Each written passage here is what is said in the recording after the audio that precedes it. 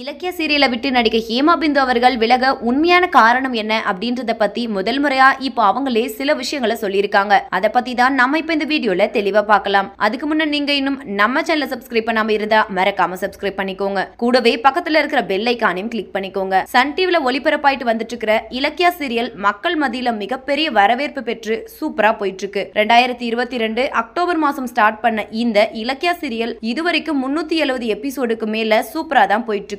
தமிழ்நாட்டுல நான் prime டைம்லயே number 1 serial தான் இந்த இலக்கிய சீரியல். கௌதம் இலக்கிய ஜோடிக்கு எக்கச்சக்க ரசிகர்கள் தமிழ்நாடு முழுக்க இருக்காங்கன்னு தான் சொல்லணும். அதுலயும் குறிப்பா இப்போ ஒவ்வொரு எபிசோடும் விறுவிறுப்பா போயிட்டு இருந்த நிலையில திடீர்னு இலக்கிய கேரக்டர்ல நடிச்சிட்டு வந்த நடிகை ஹேமா பிந்து அவர்கள் சீரியலை விட்டு இப்போ விலகிட்டதா சொல்லிட்டாங்க. அவங்க ஏன் விலகுனாங்க, என்னாச்சு அப்படின்னு ரசிகர்கள் ரொம்பவே குழப்பத்துல இருக்கும் போது அதை பத்தி இப்போ நடிகை ஹேமா பிந்து அவர்கள் என்ன சொல்லியிருக்காங்க அப்படின்னா, இலக்கிய சீரியலை விட்டு விலகுனது மனசுக்கு ரொம்ப கஷ்டமா தான் இருக்கு. இந்த சீரியலை விட்டு விலக சில பர்சனல் ப்ராப்ளமும் சில சொல்ல முடியாத விஷயமும் இருக்கு. அதனால தான் இப்போ சீரியலை விட்டு விலகுறேன். அது மட்டும் இல்லாம அப்பப்போ இந்த சீரியல்ல சில எபிசோட்ஸ் கொஞ்சம் நெருக்கமா நடிக்கிற மாதிரி சீன்ஸ் இருக்கு. அது எனக்கும் செட் ஆகாது. இனிமே அந்த கேரக்டர்ல வேற யாராவது நடிகை தான் இலக்கியாவா நடிப்பாங்க.